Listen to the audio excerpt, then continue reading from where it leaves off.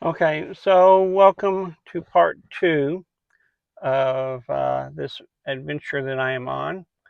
I am in Ellison Park, and I want to thank everyone for watching the last video at Lucian Park. That was a very interesting place to explore there. Found out a lot of stuff, the rifle range and everything.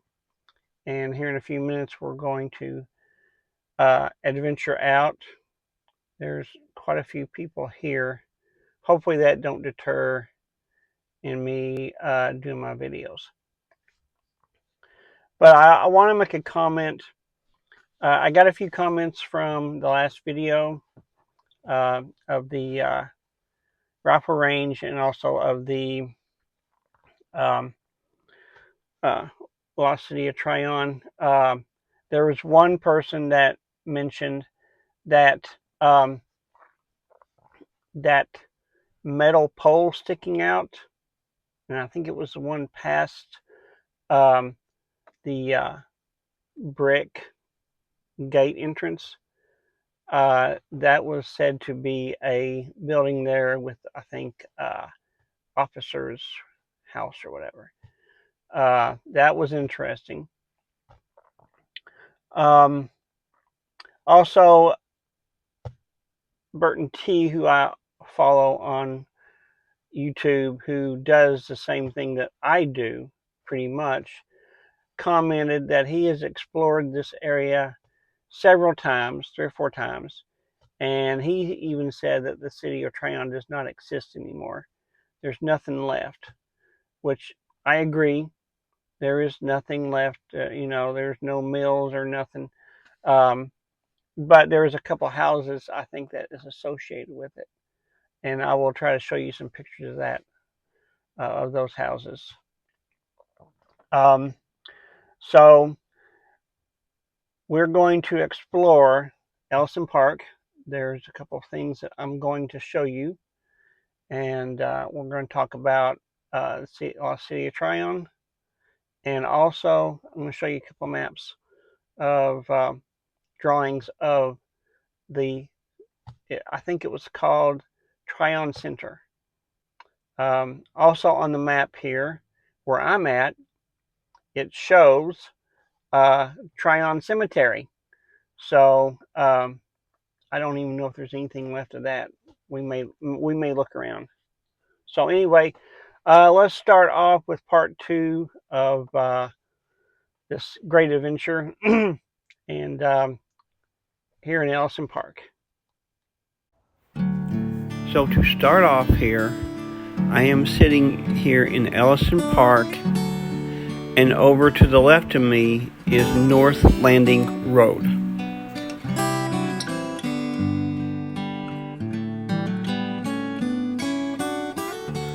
So I found this old map, or a drawing of a map of the area that I'm in, which is now Ellison Park.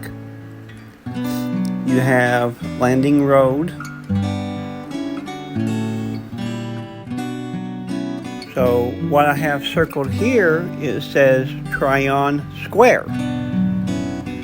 And across the road it shows Tryon Cemetery. So what we're going to look for now, according to this map, is Schuyler's Fort and Indian Landing. And we're going to explore the rest of this park to find those two locations.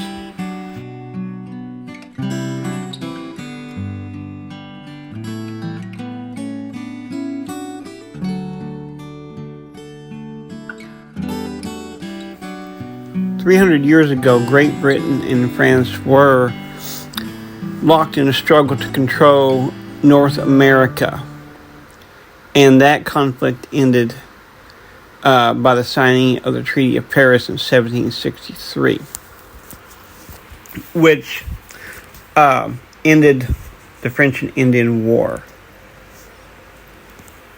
Now, while relations were still tense between the two powers, in 1721 the Assembly of the Colony of New York passed the an act to establish a trading post in the section of the state. The site was Indian Landing in what is today Ellison Park. 8 men were appointed to staff the fort, one of whom was Captain Peter Schuyler, for whom the post was named Fort Schuyler. Difficulty in supplying Fort Schuyler from Albany led to its abandonment after 1 year.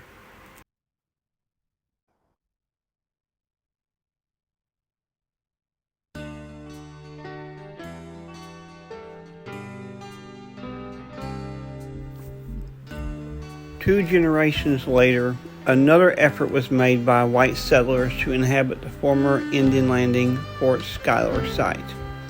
Unlike other early settlers, brothers Salmon and John Tryon were not just interested in a place to live for themselves and their families. They planned to make themselves rich by establishing a planned community. They called it a city at the Indian Landing site, where Irondequoit Creek meets Irondequoit Bay.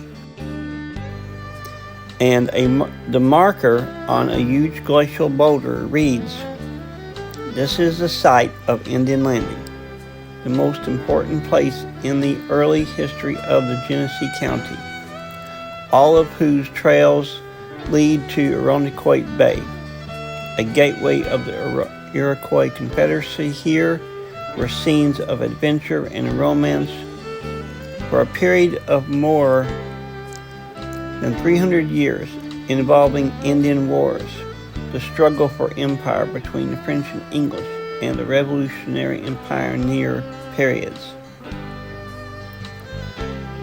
made this territory a famous battleground, bringing here many noted priests, traders, and soldiers." And at the bottom of this, it says, "Across the creek is the site of Schuyler's Fort and the lost city of Tryon."